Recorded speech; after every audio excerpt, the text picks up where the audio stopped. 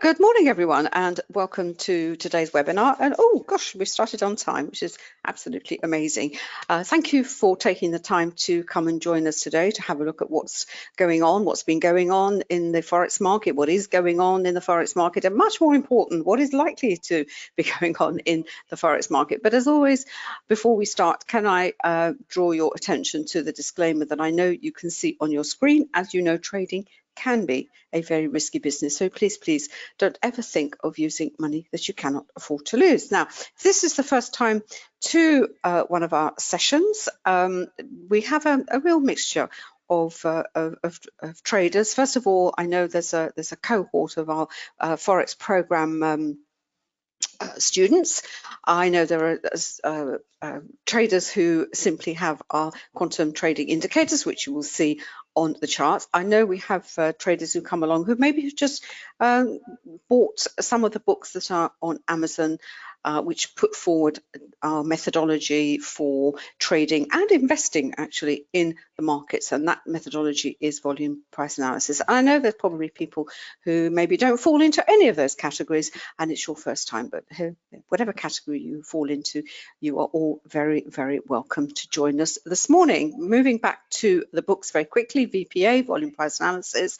It is a methodology David and I have came across, well, certainly volume and price, using price action and volume analysis about 20 odd years ago, and we've actually developed it over that period of time. We've renamed it, if you like, volume price analysis, and we've included other elements to it, candles, candle patterns, support and resistance, and the concept of time. And we will explain in more detail when we look at the charts. But I suppose at the heart of the methodology is what it tells you is not only, you know, and tells you where a price has been, what it's doing at the moment, but much more importantly is where it is likely to go next. And for the forex market, to that technical analysis element, we've also added what we believe traders should understand and know from a fundamental perspective, and also what is going on in other markets, in related markets, because markets don't move in isolation. They are all interconnected, and as a trader, we all start on the chart. We maybe just start in one time frame. Of course, we all have to start somewhere, but eventually you will get to a point where you will be looking at multiple time frames, and you will look at the fundamentals, and you'll also be doing cross-market analysis, because what happens in one market will be reflected, well, maybe the driver for what is happening in another. And with currencies and currency pairs, that is even more the case. And I think, David, have you got the CAD yen up today this morning? Yes, and the Canadian yen is a perfect example, because it's a close relationship with oil, and obviously Canadian with Canada. Why? Because Canada is a major exporter of that commodity. So what happens in the oil market is going to impact the Canadian dollar. Right, so that's all explained there. And to help us in making sense of the currency movements, the flows in and out of individual currencies and currency pairs, we've actually developed some very specific tools and indicators that help us, that give us a little bit of a head start into what is happening in the markets. Now I've got some bits and pieces that I'd like to explain to you, as it's the beginning of the month, because I'd like to carry on the narrative that we started a couple of sessions ago, whereby when you start, it's really important that you get to know your currency and currency pairs. In a way, the way you approach a pair is, think of it as a stock. If you were going to trade or invest in a stock, you would discover as much as possible about that stock. You would find out who's on the board, you know, what the market that it is involved in, etc., etc. So you would do a lot of research into the background of the actual stock. And it doesn't matter whether you're trading or investing. And also critically, if you're trading a stock, at what time of the cycle, if you like, in the monthly cycle, the US stocks, you have to be aware of the earnings season. There are times during the year, during the month, during the week maybe, that the price action will be impacted will make an impact on that stock, and currencies are no different. And in fact, we've got a lovely example today with the Aussie dollar. In fact, I've got the Euro Aussie up. David's got the Canadian yen because of the connection with oil and between. But everything we say with regards to a currency and currency pair really, and from the perspective of volume price analysis, applies to any pair and to any market and in any time frame. Now, I'm just going to stop there. I sort myself out, and I'll pass over to David.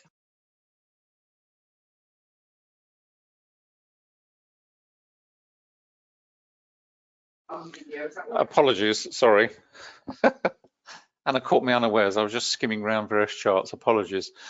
I'll just move that out of the way. The screen back. No, it's fine. What do you want to do? Do you want to stay with your screen or move to mine? What do you want to do? Well, I was just going to quickly do the Aussie, but if you okay. Want to say No, it's fine. Times, no, that's fine. If you do the Aussie, then we'll hop over here and do the CAD yen. Apologies, sorry. We need to rehearse, obviously. If you have any questions, just drop them in the chat box. Happy to answer them there. If they're short questions, if they're longer questions, we will answer them on air for you. Let me pass back to Anna, and we will sort ourselves out. Right, I mentioned the Aussie, and for a very particular reason. It's actually a great currency to trade anyway, both in against the dollar, but also in the cross pairs. It's just, and it's also a currency if you wanted to start this process of perhaps looking at an economy, the driver for that particular currency. It's the beginning of the month, and the reason I want to start with the Aussie is because it's, as I said, at the beginning of the month, it's the fundamental news comes along, and it's a lot of it is Aussie news. And the most important piece of news that we had overnight is obviously here. We had the interest rate decision where there was a hold at 0.25, and there was the statement. Now the Aussie, I'm not going to go on and on about it because you can discover this for yourselves. Those of you who are on our program will know all this is detailed in the program. But essentially, it's a great currency. It's a great country for a start. As a country, it hasn't had a technical recession since 1991, which is extraordinary when you think about it. It didn't even really suffer from the great financial crisis of 2008. So it's a very stable, very it's a tier one currency, if you like, tier one country.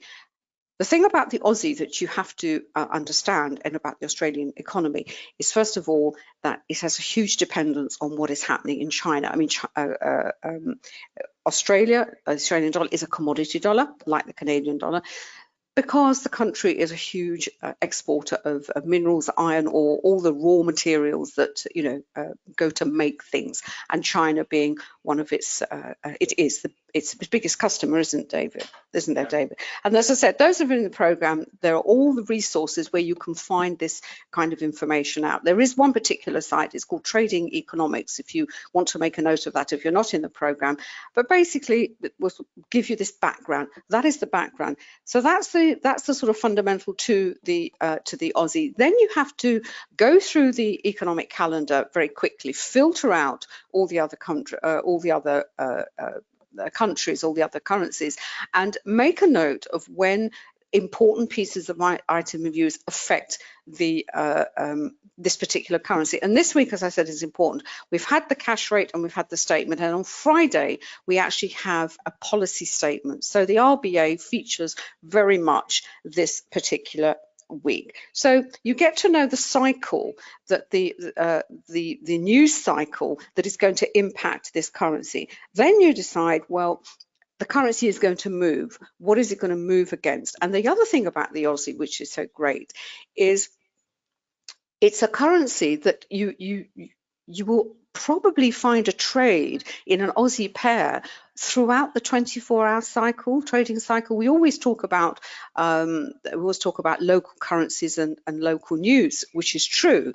But with the Aussie, what you'll find is it will move in the US session against the US dollar. It will move against the yen because of market sentiment, and it will move as well, obviously in its own time zone.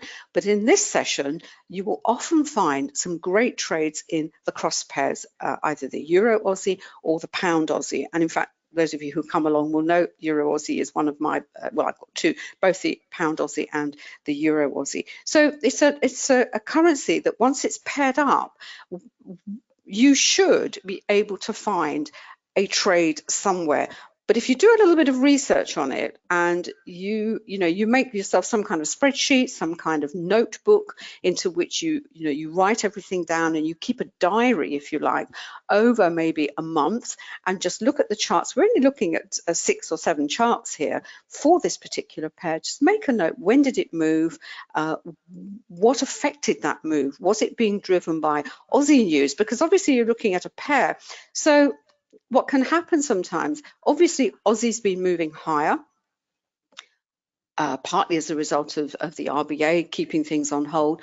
But the other reason the Aussie is very positive is the market's looking a bit more perky this morning. When we talk about the market and whether it's good, bad or indifferent in sentiment, in essence, you're only looking at the S&P 500. If the S&P 500, the futures, that is a positive number, market is happy. So when people talk about the market, they're really talking about the S&P 500. So that's really easy to understand. But again, back to the Aussie, the other thing about the reason why it's quite positive is Australia was the last country to go into bond buying, into QE, which they've kind of done to get themselves over this current crisis. But, if things go back to normal, they're going to come out of it. So it's a very solid currency. What's also happened, obviously, from the health perspective is Australia appears to have the whole thing under control. I believe things are, I'm not sure whether they've got any new cases, but things are going in the right direction. So there's all sorts of good reasons why you should want to buy, market is thinking of buying the Aussie. And of course, China, their economy is now picking up. So their export market is going to be picking up as well. Now, what happens is, the other thing about the Aussie, of course, you've got the opposite pairs. The driver for the Aussie to this morning has obviously been all this good news for the Aussie. Now, what can also happen when you have a cross pair is at some point, particularly in the cross pairs, it will be the counterpart currency that will be driving maybe Aussie buying or Aussie selling, which is, it's really important to know what is the driver at that particular time. So for example, last week is a great example with the Euro Aussie. That's here. Let's look at the daily chart for the Euro Aussie. Right, we have these two up candles here. Nice thing about this pair was this was all this volatility that we had as a result of the pandemic, but essentially then went into a nice trend. And the other thing about cross pairs, you do sometimes get these very, very nice steady trends in the faster, the higher time frames, which does make things a lot easier if you're trading in the faster time frames. So it was down in a nice a downtrend. We did have a little bit of consolidation around the volume point of control, but again, reasonably widespread candles, which have delivered some trades in the faster timeframes. Yes, we've got some narrow spread days, which we just sit out and wait. Then we had a break lower, which was great for me because I'm actually short this pair on a longer term time frame. A break from the volume point of control, we had some rising volume. Then we had this reversal. Now this reversal, this one, so this today, Tuesday, Monday, Friday, Thursday, this was actually the driver by the ECB. And this is what I'm saying. So you start with your individual currency, then you look at the pair, and then you do your same sort of research on your counterpart currency, which is why it's important to know the news cycle, the news releases. This was going very, very nicely. We can see from a technical perspective there was no reason for that to go lower, but this being the forex market, this was the ECB. And you think, well, what on earth caused this reversal? So we had a bullish engulfing candle, we had a sort of 2-bar reversal there, a lot of volume underneath it, and that's because the ECB didn't deliver. Christine Lagarde didn't make enough of a commitment as far as the market was concerned to basically sort out the economy in the EU, and it was taken to they're not going to indulge in further QE. It's all going to be the responsibility of the individual countries. But so that was the reason. So you had this bullish engulfing, very, very nice reversal up to the upside. Friday there was a follow through of that buying. The volume was slightly lower.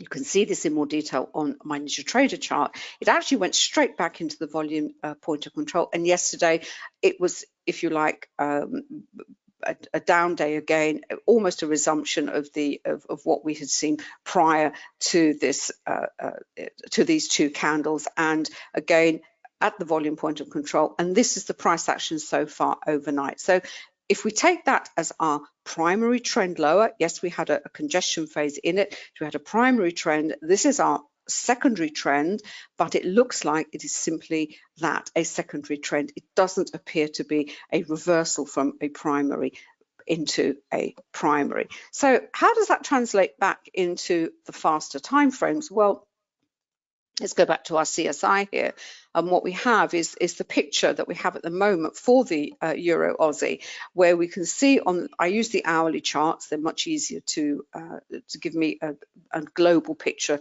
quickly of what has been happening and what is likely to happen next. And we can see here, if I just expand that, this is where we've got the individual currency. This is the Aussie rising. This is actually the yen, so possibly there's something there in the Aussie yen at the moment. It's nice to see all these lines moving strongly, lots of divergence. That tells us as well that there is some movement in these pairs. But look at the euro down here, and also we can look at the Swiss franc, but it's the euro Aussie because it happens to be one of my pairs. So that's moving higher, that's moving lower, down to a point of exhaustion.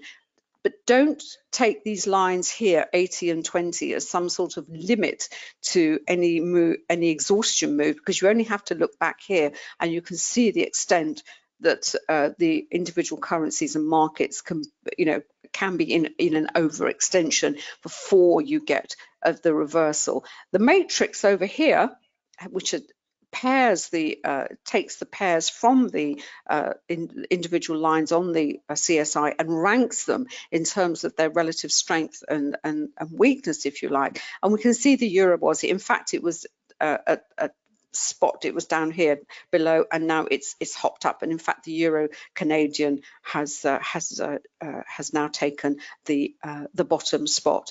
And so what are we looking at here is, well, a potential. The question is, are we going to get a potential reversal from what we can see on this chart, or are we actually possibly going to see a continuation of the move? Because, as I said, this is the hourly chart, so what's going to be happening on the faster time frame charts, it really all depends. It could be either or, but having have a benchmark such as the hourly chart, at least it tells you what you're going to be trading against. Are you going to go with the move, the trend that is in the slower time frames, the higher time frames, and looking for an opportunity to join that move?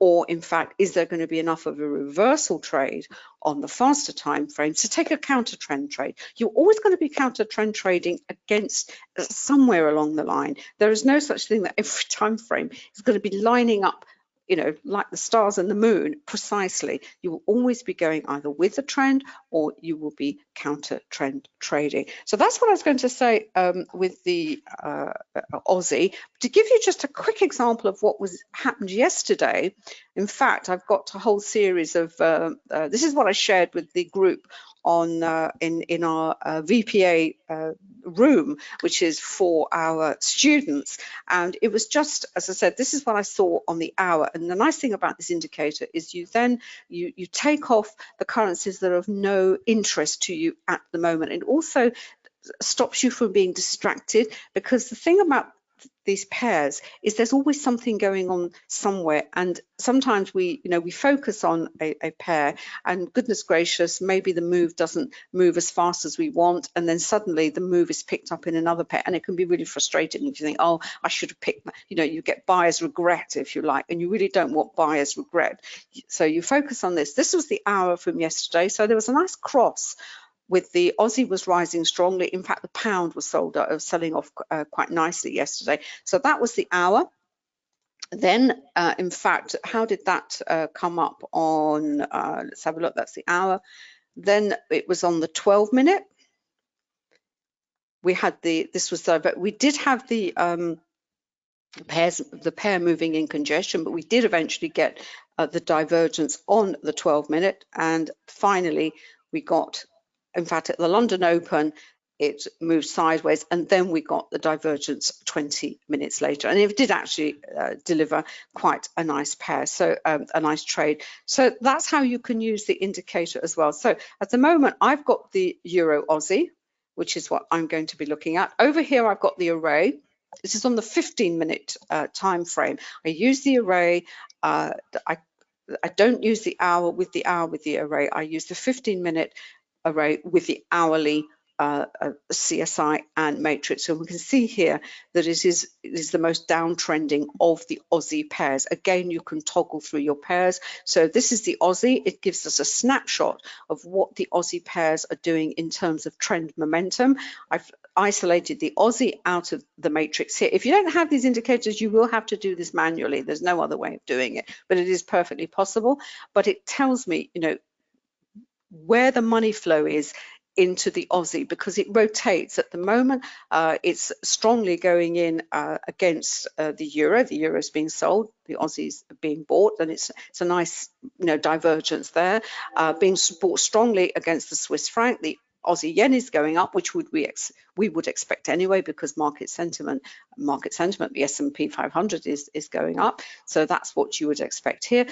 Aussie New Zealand and Aussie dollar, Aussie CAD and pound Aussie, they're a little bit in the middle here. It probably tells me they're a little bit sort of waterlogged at the moment, but we may get the divergence that we're looking for a nice trade as the session moves on. Moving back to the Euro Aussie very quickly.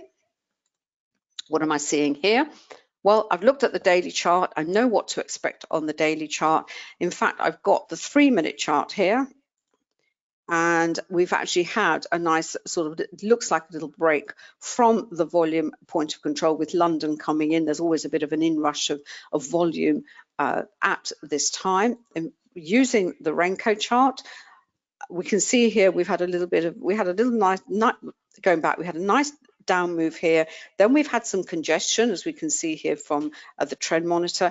Did have this little reversal higher. We know we're going to expect reversals or attempt to rise, because on the hourly chart they are so overextended, but it looks like it went back into that downtrend. It's a little bit volatile at the moment, as I said, because of London, so we may have to wait for it to settle down. Then in terms of levels, what are we looking at? What I've done here is, as again, it's a suggestion I've put to our students and those of you who just have the indicators. What we have to do with indicators is separate them out, because indicators give us all sorts of different information that we need at different points of our trade. We need indicators to help us get in, setups to help us confirm the setup that we see on the chart, and then we need some kind of method of monitoring what we're actually looking at on the chart, and obviously, importantly, perhaps some, give us an indication of where we are going to exit. And what we have here, this is where we get to levels. Levels for this particular pair. This is the Camarilla. Let's have a look. We've actually got 6 levels on the Camarilla. What it tells me at the moment, this is the 15-minute chart. Let me just bring it a slightly faster chart. Let's go down to the 3-minute. Here we are. We can see here there's been a little bit of sideways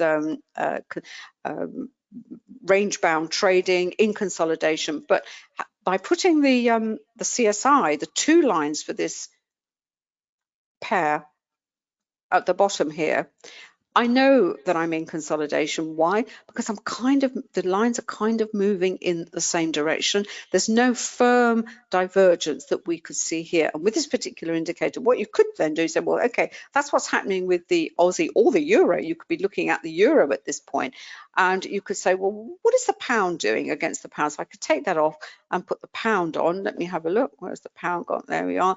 Yeah, well, the pound is rising strongly, but, you know, again, they're kind of moving in the same direction. So let's go back to the euro Aussie. Just take that off, and I'm going to have to wait either for that Aussie to turn up much more strongly, or to carry on lower, and the euro to turn up. But at the moment, there's a lot of volume gone in under there, obviously because it's London. I've got my levels. The level to the downside that I'm looking at is this one, which is the S4, which is key. And to the upside, I've got the S3, and then I've got the S2. So it's a very quick run through the Aussie, looking at potential trades, looking at how you would incorporate the quantum indicators, or whatever indicators that you like to apply in your own trading. So I'm going to keep an eye on the Euro Aussie, using the Renko to get some kind of momentum. And I've also got, let's have a look over here. I've got another indicator that we have. This is from our Ninja Trader platform, because one of the things we have to try and get a feel for is the momentum that is going on in the market. That's going to take a little bit of time to load up, because this is 30 minutes. Take it on 5. Here we are.